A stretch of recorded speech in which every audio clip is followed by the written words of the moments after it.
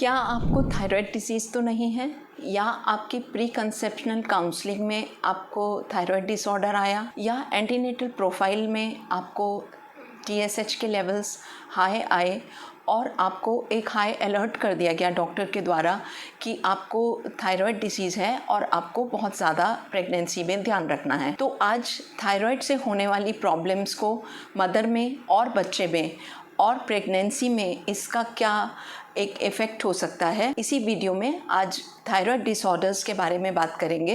Hello everyone, I am doctor Kanchan Malik, director Mangalam hospital Meerut. Thyroid disease in pregnancy दो तरह की होती है, जिसमें थायराइड के लेवल्स कम हो जाते हैं, दूसरी कंडीशन जिसमें थायराइड के लेवल्स बढ़ जाते हैं। अधिकतर थायराइड ग्लैंड से थायराइड के लेवल्स कम होते हैं, जिसे हाइपोथायरॉयडिज्म कहते हैं। जब थायराइड के लेवल्स बनने कम हो जाते हैं थायराइड ग्लैंड के द्वारा, तो TSH के लेवल्स बढ़ जाते हैं, क्योंकि जब थायराइड ग्लैंड अपना काम कम करना शुरू कर देती है तो ब्रेन को ये मैसेज जाता है पिट्यूटरी ग्लैंड से कि वो थायराइड हार्मोन ज़्यादा बनाए, जिसकी वजह से थायराइड स्टिमुलेटिंग हार्मोन बॉडी में बढ़ जाता है। तो बहुत सरल है, अगर थायराइड ग्लैंड अपना काम कम कर रही है तो TSH के लेवल्स बढ़ जाएंगे, और अगर वो ज़्यादा काम कर रही है तो ब्रेन को फीडबैक जाएगा कि वो TSH हार्मोन कम बनाए, क्योंकि ऑलरेडी बॉडी में बहुत ज़्यादा थायराइड हार्मोन है। तो हाइपरथायरॉयडिज्म में TSH के लेवल्स बहुत ज़्यादा कम हो जाते हैं। तो दोनों ही कंडीशंस में, चाहे हाइपोथायरॉयडिज्म है या हाइपरथायरॉयडिज्म है, प्रेगनेंसी में दोनों ही एक्सेप्टेबल नहीं है। अब बात आती है कि क्या आपको थायराइड डिसीज़ पहले से ही थी जब आप प्रेग्नेंट नहीं थे। अगर आपको थायराइड डिसऑर्डर, चाहे वो हाइपोथायरॉयडिज्म है या हाइपरथायरॉयडिज्म है, और पहले से ही था और आप ट्रीटमेंट ले रहे थे और आप प्रेग्नेंट हो जाते हैं, कायदे से तो आपको पहले अपने डॉक्टर से मिलना चाहिए कि आप प्रेगनेंसी प्लान कर रहे हैं और आपको थायराइड डिसऑर्डर है, तो वो आपको एक ये सलाह देंगे कि आपकी थायराइड की मेडिसिन्स को उनको टाइट्रेट करना पड़ेगा प्रेगनेंसी के लिए।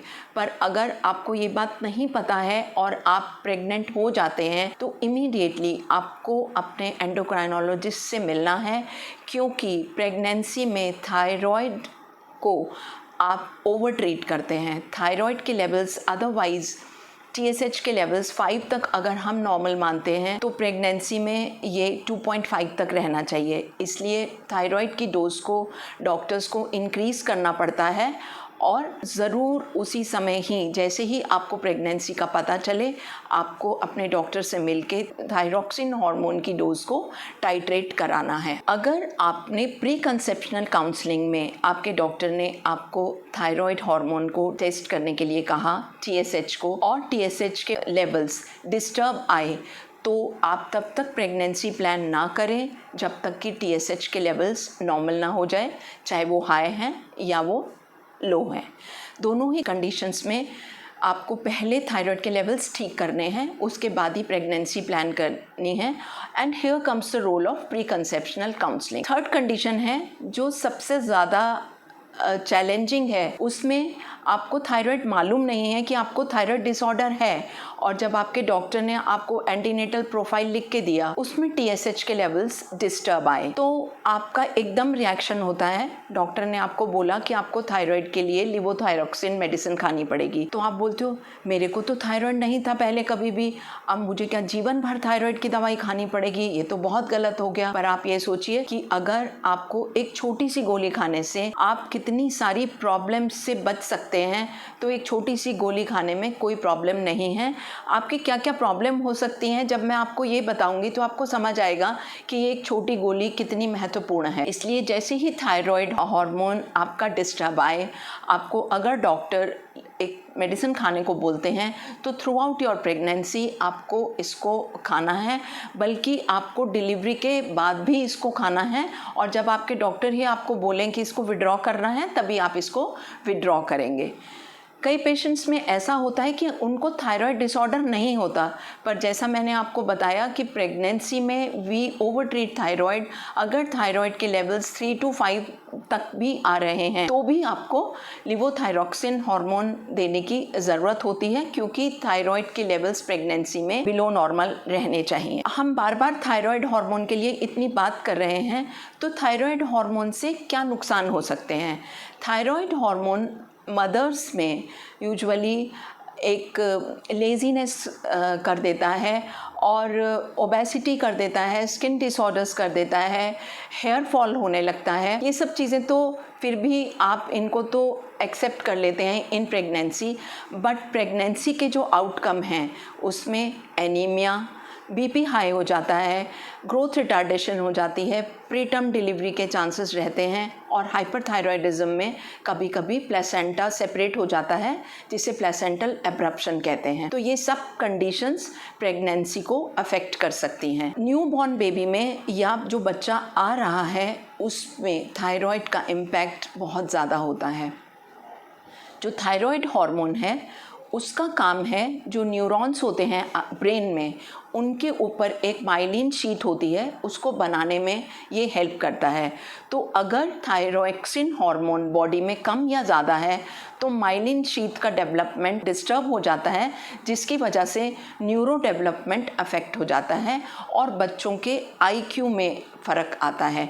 उनकी जितनी भी कॉग्निटिव एक्टिविटीज़ हैं या न्यूरो डेवलपमेंट होता है वो बच्चों का उस हिसाब से विकसित नहीं हो पाता। तो आपको ये समझना होगा कि थायराइड हार्मोन प्रेगनेंसी में टेस्ट कराना और उसके बाद उसका ट्रीटमेंट करना कितना ज़रूरी है। जब आपकी डिलीवरी हो जाए और अगर आप पहले से ही थायराइड पेशेंट थे तो 6 वीक्स के बाद आपका टेस्ट दोबारा होता है और उसके बाद दोबारा डोज को कम करने की ज़रूरत पड़ती है, या हो सकता है जो आप डोज पहले ले रहे थे वो ही लेनी पड़े, क्योंकि आपका सारे जो हार्मोनल लेवल है वो स्टैटिक हो जाता है और थायराइड हार्मोन की भी रिक्वायरमेंट बॉडी में कम हो जाती है। अगर आपको सिर्फ प्रेगनेंसी में ही थायरॉक्सिन हार्मोन देना पड़ा तो हो सकता है 6 वीक्स के बाद जब आपने अपना थायराइड प्रोफाइल दोबारा कराया तो ये लेवल्स बिल्कुल नॉर्मल आए और आपके मेडिसिन विड्रॉ हो जाए। तो डिलीवरी के बाद 6 वीक्स के बाद TSH T3 T4 खाली पेट ज़रूर होना चाहिए और उसके बाद ही ये डिसाइड किया जाता है कि आपको फर्दर मेडिसिन खाने की ज़रूरत है या नहीं है। तो मेरी आपको एडवाइस है कि अगर आप पहले से थायराइड पेशेंट हैं तो पहले डॉक्टर से मिलिए और तभी प्रेगनेंसी प्लान करिए, जो कि आपकी थायराइड की मेडिसिन की डोज को रेगुलेट करेंगे।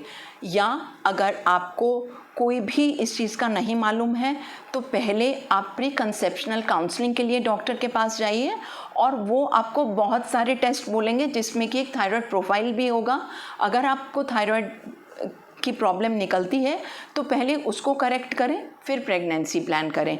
और अगर बाद में पता चलता है आप प्रेग्नेंट हो गए तो भी मत घबराएं, जितनी जल्दी ट्रीटमेंट करा जाए उतना ही बेटर है। हर ट्राइमेस्टर में थायराइड की डोज अलग अलग देनी पड़ती है। अगर आप पहले से थायराइड पेशेंट हैं तो हर महीने थायराइड टेस्ट होना चाहिए प्रेगनेंसी में, और अगर आपको बाद में पता चला और थायराइड के लेवल्स रेगुलेट हो गए तो आप 2 to 3 मंथ्स के बाद इसको करा सकते हैं।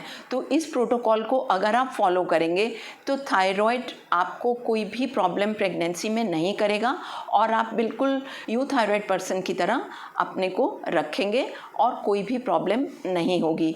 यहाँ पर ही इन सब प्री कंसेप्शनल काउंसलिंग और डॉक्टर्स आपकी हेल्प करते हैं।